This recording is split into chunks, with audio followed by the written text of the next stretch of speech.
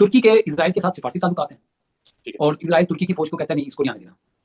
पाकिस्तान के साथ इजराइल के सिफारती ताल्लुकात नहीं है, लेकिन इजराइल को पाकिस्तानी फोर्स जो है ना वो गजा में एक्सेप्टेबल है।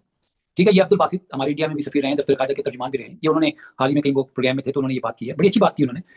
तो बात ये कि गजा में पाकिस्तानी फोर्स क्या करेगी? अगर पाकिस्तानी फोर्स वहां पे हमास को डिसआर्म करेगी तो वो किसके इंटरेस्ट में है? और अगर पाकिस्तानी फोर्स वहां पे स्टेबिलिटी का क्या मतलब है? क्या पाकिस्तानी फोर्स इजराइल की बमबारी को रोक सकती है? इजराइल की बमबारी को तो अमेरिकी सदन नहीं रुकवा सका। इजराइल किसी कायदे कानून को तस्लीम कर ही नहीं रहा है। यूनाइटेड नेशन सिक्योरिटी काउंसिल की करारदादों को, फैसलों को उसने जूते की नोक पर रखा हुआ है। और कोई यानी अमेरिकी सदन भी अगर उसको नहीं रोक रहा है, और वहां पे लाखों लोग जो हैं वो शहीद हो चुके हैं, और उस वक्त गजा जो है उसको उन्होंने वो मलबा बना दिया है, उसकी मिट्टी का और ढेर का सारा ढेर एक वहां पे लगा दिया जो आप देख रहे हैं। इसके बाद आप कौन से कानून और कायदे के बाद आप इसकी कमांड में जाएंगे? क्या पाकिस्तानी फौजी ने ये हलफ उठाया कि वो जाकर एक यहूद और निसारा, जिसके बारे में कुरान शरीफ में वादे तौर पे लिखा है कि आप के दोस्त नहीं है, तो आप उधर कैसे जाएंगे?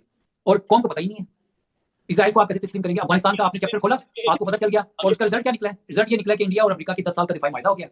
ठीक है, अब आप पीटते रहे, वो आपको बगअप करते रहे, चीयर करते रहे, साथ प्यारे गिराए, साथ प्यारे गिराए। आपने इतने जोश में आए कि आपने कहा अस्सलाम वालेकुम सर, आपने सलूट मार दिया वहां पर।